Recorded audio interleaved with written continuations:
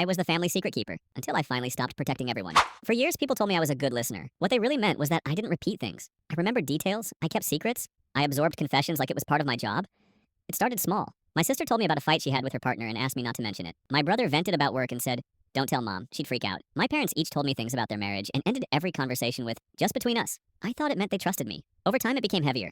I was the person everyone called after midnight, the one who knew who wasn't speaking to whom, who was thinking about leaving, who was lying, who was struggling. I carried versions of every person that no one else was allowed to see. At family dinners, I watched them smile at each other while knowing exactly what was happening behind the scenes. I knew which apologies weren't real. I knew which jokes were covering resentment. I knew who felt alone at the table.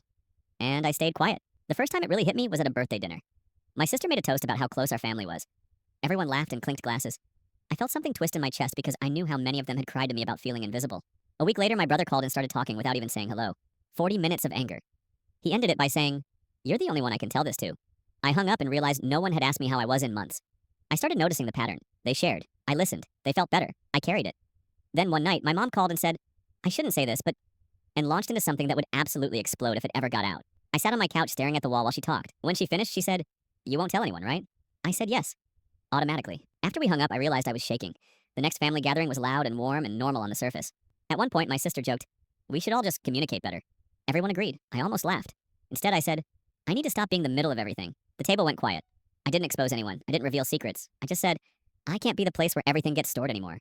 If something needs to be said, it should be said to the person it's about. My brother frowned and said, "So you're not going to listen anymore?" My mom said, "I don't understand what you mean." My sister said, "That feels kind of unfair." I nodded. It probably does. After that, the calls slowed.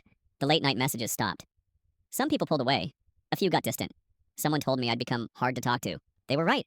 I stopped protecting everyone else's silence. And for the first time, I had room to hear my own thoughts.